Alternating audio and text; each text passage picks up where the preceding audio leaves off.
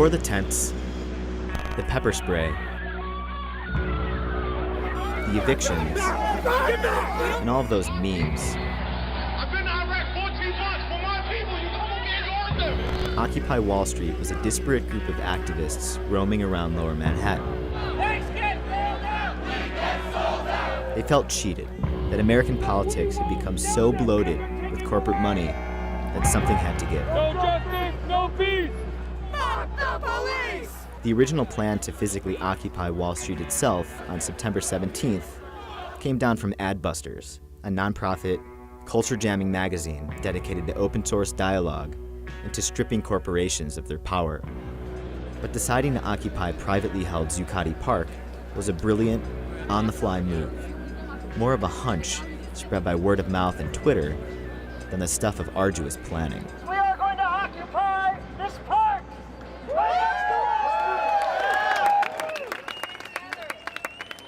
It was an eclectic crowd those first few days. Some demonstrators had a clearer purpose than others. Some just seemed to be reveling in the attention. Others stayed a bit more on message.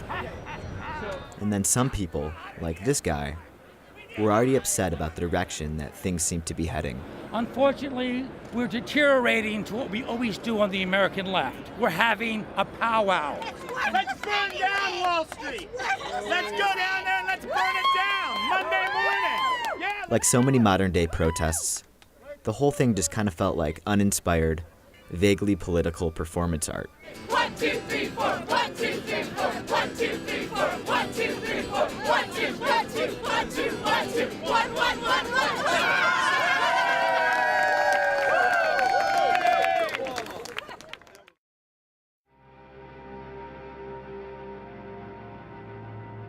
But there were signs that it might be different this time around. Hello citizens of the internet, we're Anonymous.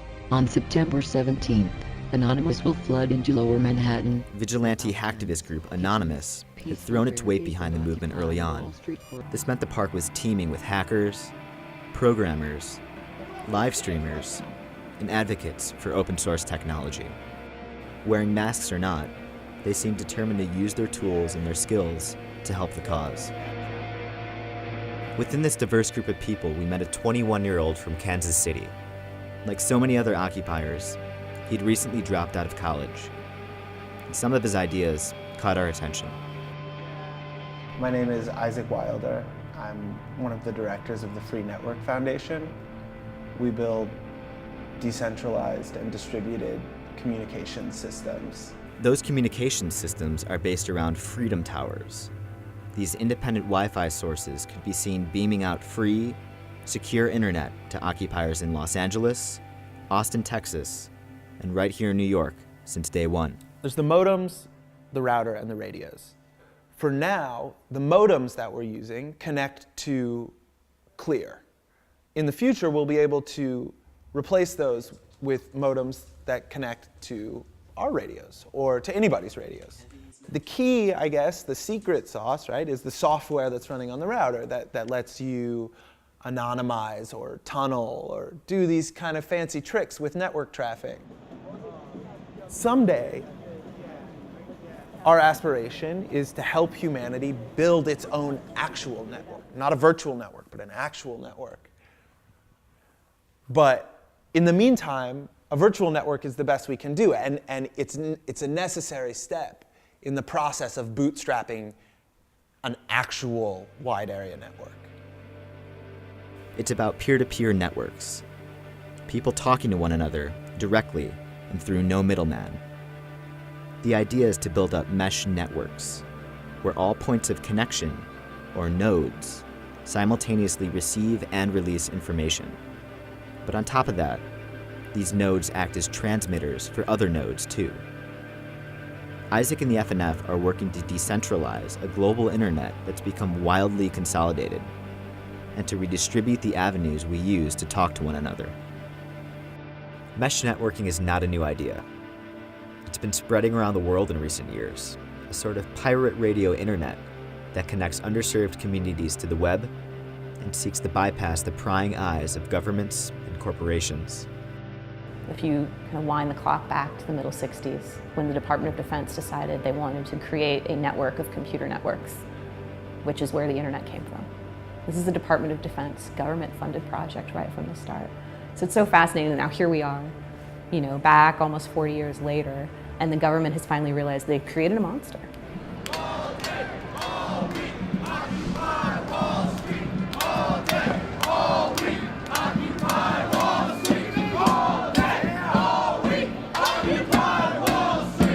The internet is the progenitor of why we're here right now. Had I not had the internet and not been a member of Adbusters, then I guess I never would have heard of it. So. I can go online and I can help make big changes with a group of people who, other than location, have nothing holding them back. Well, Facebook got me out here. I belong to something, and they sent some message, and they said, yeah, we're going to be gathering in this park. And I said, you know what, I can do that. Wall Street is our street! Wall Street is our street! You know, the protest produced such beautiful photos. People were aware of that. They were totally working that. Oh, this is going to be, you know, I'll get 100 likes on Facebook tomorrow. And it was cool to watch that happen. If you refuse to leave, you will be charged with the charge of disorderly conduct. The internet allows an open discourse, an open dialogue, and that creates greater consciousness, right? So it's really been a vehicle, not just here, but in all these different places around the world where the information was suppressed, the injustice was just obviously a critical mass. And people got together and said, dude, we gotta do something about this. Keep on moving on. You gotta move on, people, and nobody get hurt. People gotta get to work. They gotta move on. Keep on moving on. Marx talks about the means of production and how the proletariat would ultimately take control of the means of production. Now, he could not imagine, right, the information economy. So, the question is no longer about the means of production, right, but the means of reproduction. To me, global revolution is when the 99% takes control of the means of reproduction of information. The internet, more than anything else, gives us the ability to circumvent corporate control over our interactions and allow us to connect directly with one another again. And the more peer-to-peer we can imagine our internet, the more human it will be and the more it can realize its promise as the liberator of a people that has been in one kind or another of indentured servitude for more than half a millennium. The risk to that vision is that people will choose to, either worship at Apple's altar rather than engage with one another and want the nice screen to touch and drag more than they want to interact with other human beings, that people will reduce what it means to be human to a Facebook profile's cookie cutter version of a human person, or that people will become so obsessed with keeping up with the tweet stream that they won't live in real time anymore. This wonderful open platform, which has always been compromised and has always been there to advance the interests of the government from day one. Finally now we're at this reckoning moment. Who is going to get to have the internet for themselves? I'm scared it's not going to be us.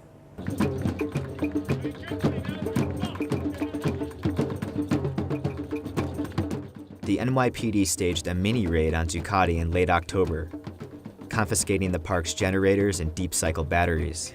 Respect! Just a little bit. Transfer control protocol. We caught up with Isaac shortly after this raid, and he was joined by his buddy Tyrone, a kid from Vermont who'd recently dropped out of school to work with the FNF. Tyrone, it turns out, is the son of Jerry Greenfield of Ben & Jerry's Ice Cream. The folks at Occupy are not anti-business. They are anti a system that advantages the few and does not give opportunity to the many. So I found these giant batteries, right? They each weigh 140 pounds, 245 amp hours. How big are they? They're big. They're like really big.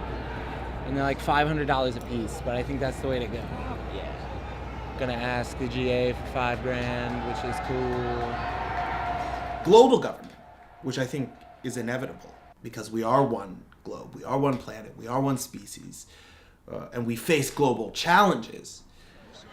So in order to have universal human rights and universal access and universal education and universal healthcare, I think we're going to have to break into very small assemblies and govern ourselves that way. That's why the occupation is not a protest, it's a demonstration. Because we're demonstrating what one of those assemblies might look like. General Assembly! The General Assembly will begin! Will begin! In about 10 minutes! In about 10 minutes! In this area! In this area! Come! Come! I'm supposed to have a proposal on the agenda, and I just want to make sure it's on there. Batteries? Yeah. Sweet proposal. What up? What up? I'm Isaac. I'm Isaac. I'm here representing open source. I'm here representing open source. So, our budget proposal. Our budget proposal is to bring power. Is to bring power back to the park. Back to the park. Electrical power. Electrical power. Power to the people. Power to the people. So, in order to do so, we would like to acquire. A significant number. Of deep cycle batteries. Power inverters. And chargers. It goes without saying that the General Assembly approach can be grueling. Occupy is bursting with ideas. Everybody's got one. And an intense yearning to tell everybody else about that idea. But the GA is an actual political discussion. Isaac goes on to make the case for $5,500. He takes a few questions from the crowd, so the entire pitch lasted about a half hour. But eventually, he gets approval. We have consensus! Yay! Thanks very much. Thank you. There is a material reality to the internet. Most people look at the internet as magic.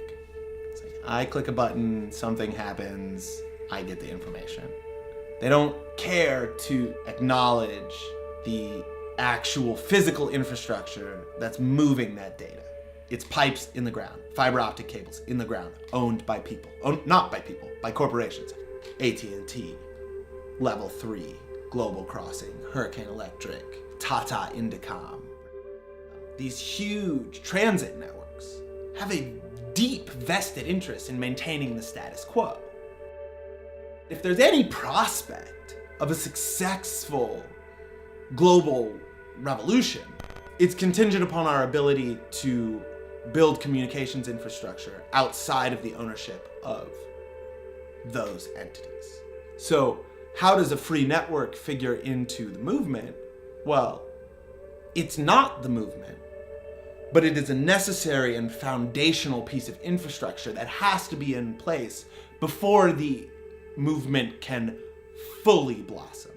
Basically, we're trying to create a new, freer physical structure for the internet so that people can communicate on the internet without worrying that their information is being censored by a government, without worrying that a government or another organization is watching them, reading the data packets they send. Also, more importantly, just creating an internet with a physical infrastructure that is cooperatively owned by all the people using it. You know, I was originally kind of writing pieces saying, fuck this internet, let's build our own. If this internet is so centralized that the Arab dictators can flip it off with a switch, that Joe Lieberman can call up Amazon and PayPal and say, stop funding WikiLeaks, then we want an internet where it can't be stopped. We want an uncensorable internet. And I listened to then Ethan Zuckerman from Geek Core, and he kind of argued the other way, and we had a good discussion about it. And he said, use the tools that are there as best you can until they stop working. We can't independently create our own communications infrastructure in the US. Until we can put our own satellites up in the sky, until we can run our own cable, you're still going to have to deal with somebody who's regulating those wires. Hacking is not necessarily about reusing everything. Hacking is about taking evil shit piece of corporate software like Facebook and using it for a local revolution. Hacking is taking cash, which was designed to extract value from you, and using it to fund somebody who's actually doing something that's gonna topple a friggin' bank.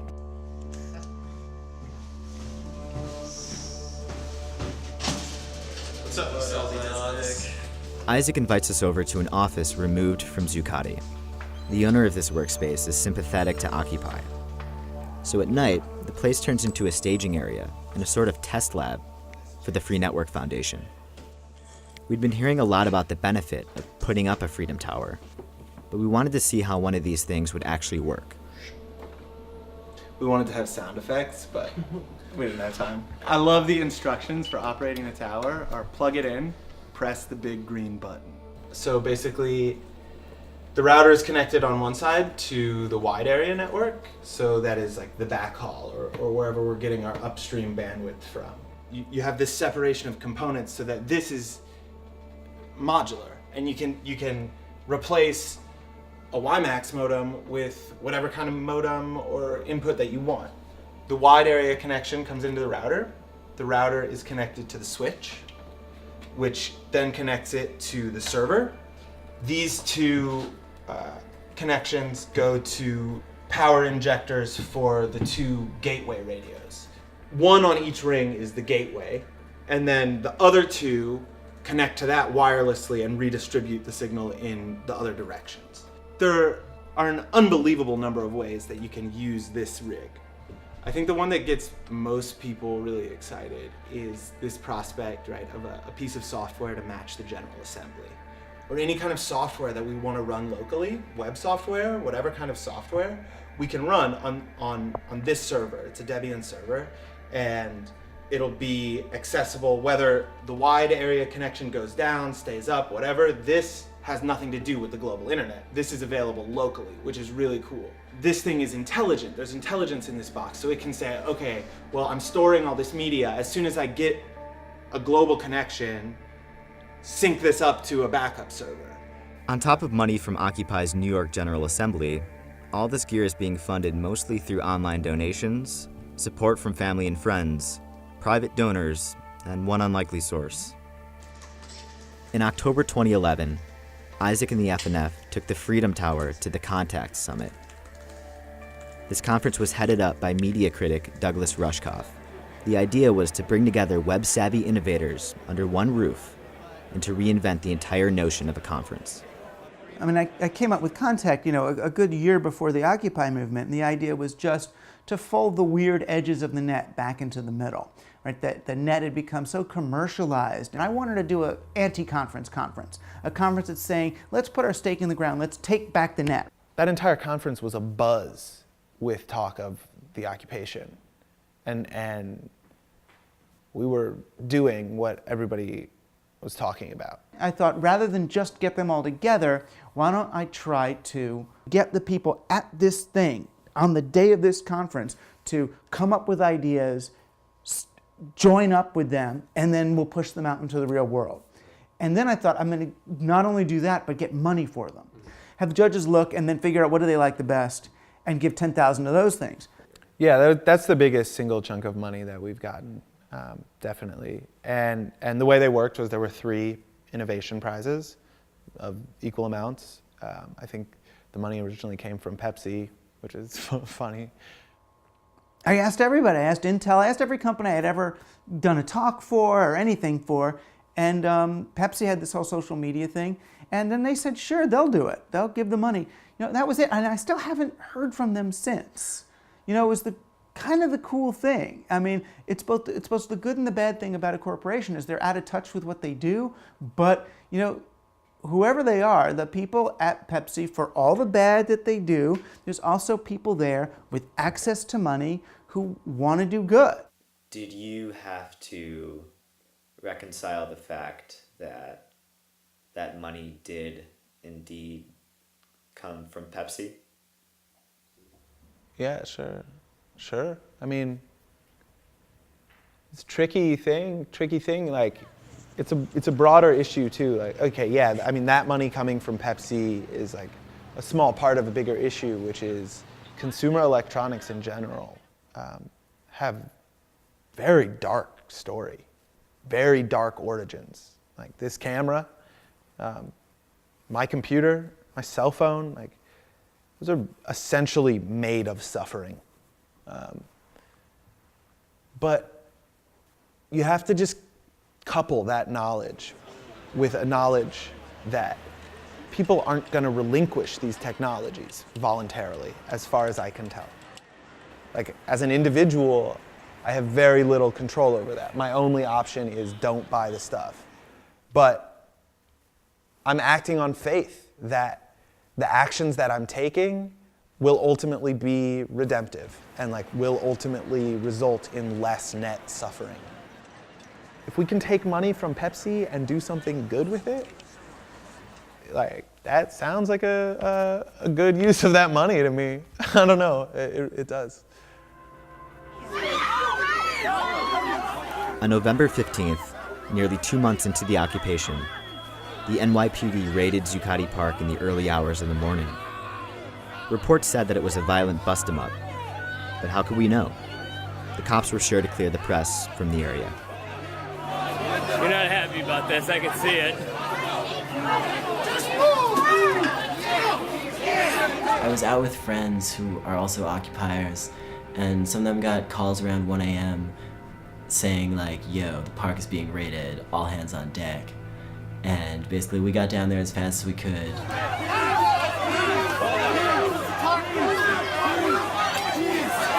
They brought out some like really crazy sci-fi weapons. Like they had their like non-lethal sound cannon weapon thing, which from what I heard they attempted to fire but only accidentally hit police officers.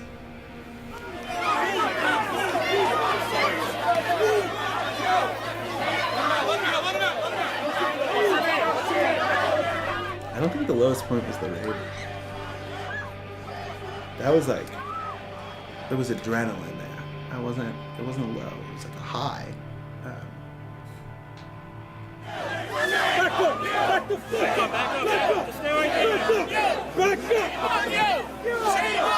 There was fear there. If you're unafraid, you're just an idiot, you know? Isaac and Tyrone were among the hundreds of people arrested. After a first sweep through the park, a fleet of New York sanitation garbage trucks rolled up to cart away all of the abandoned stuff, including the Freedom Tower. There were reports of a grinding, mashing noise as sanitation workers threw stuff onto the heap. Soon enough, the park was fenced off, and then came the power washers.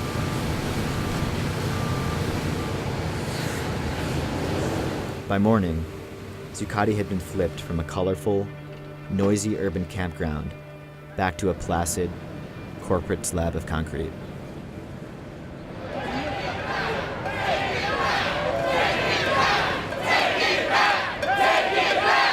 That afternoon, occupiers descended on Zuccotti.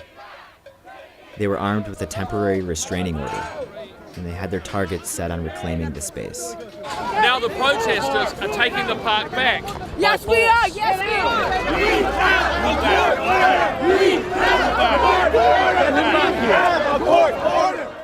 But despite that court order, their efforts were unsuccessful.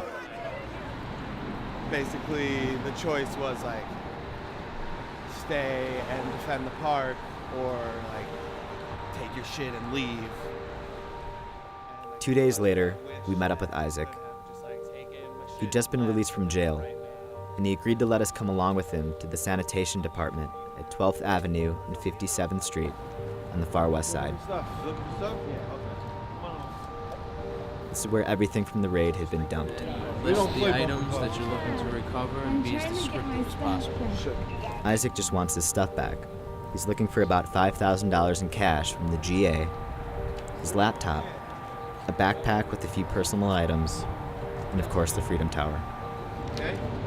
Despite our best efforts, the cops didn't let us in. As we waited for Isaac to rummage around for his things, we met some other people who were there to do the same.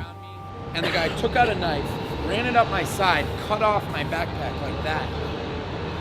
Yeah. Who knew? This is going to make today much, much bigger, I think. And it might make it, I think people are angry and I'm worried about it becoming really violent. But see, the cops are, they're provoking it. It's a police state. I'm coming right back to you. Isaac emerges empty-handed after having sifted through a giant pile of mildew-ridden property. It had been an hour. Can I borrow your camera? Yeah, no, my backpack is not there. The tower's not there. They took like all the computers and just like lined them up and hit them with a baseball bat. So I'm a little confused as to like how these officers sworn to protect the law are just standing here. I don't know how that works out.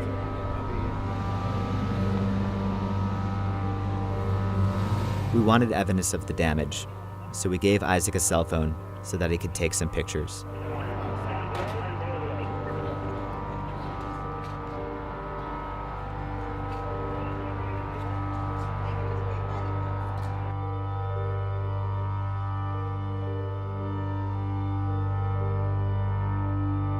It's like, you know, all the false arrests that they do. It's the same thing just with property, where it's like, oh, we know we don't have any right to do this. It's just to like slow you down and keep you off the street and keep you from being effective in what you want to do.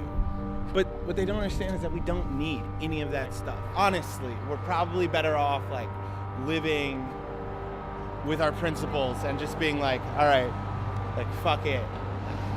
All this material bullshit doesn't mean a fucking thing. It doesn't mean a fucking thing. A lot of evidence is gone. A lot of historical record is gone. And that's a shame. That's a shame because people deserve to know what was happening there. So I think an injustice has been done. Do you guys plan to build again? Build a new tower? Yeah, right away. Day after tomorrow, we're gonna build a new one. When we reached out to sanitation, a representative said there were no orders to destroy property. But he also said he wasn't surprised that some laptops may have been mishandled or misplaced. Spurned on by the eviction and all the disappeared possessions, demonstrators turned out en masse on November 17th. It was a resurgence. And with even more arrests and reports of brutality, it all felt very much like what we'd seen over the last 2 months around the country and the world. A typically aggressive state response to nonviolent activism. By nightfall, people were flooding into Lower Manhattan. Eventually, we joined up with a march as it disrupted traffic and ended at a rally at Thomas Paine Park, which is about a mile from Zuccotti. The place was packed. Estimates figured that close to 30,000 people had streamed into the area. Some people said that they could feel the ground shake. So for a moment, it was as if the whole world was finally watching. And the occupiers knew it. They even had their own bat signal. It was a huge show of solidarity with a movement that a lot of people assumed was already dead. The GA that night was massive. Until then, Occupy Wall Street's loudest meme was Zuccotti Park itself. And by clearing away the tents, the drum circles, and the Freedom Tower, the NYPD only seemed to have breathed new life into the demonstrations. We're just getting better at this. We're just learning how to organize. We're just like kids. You think that we've got people's attention now. Like, wait till we do what we've set out to do.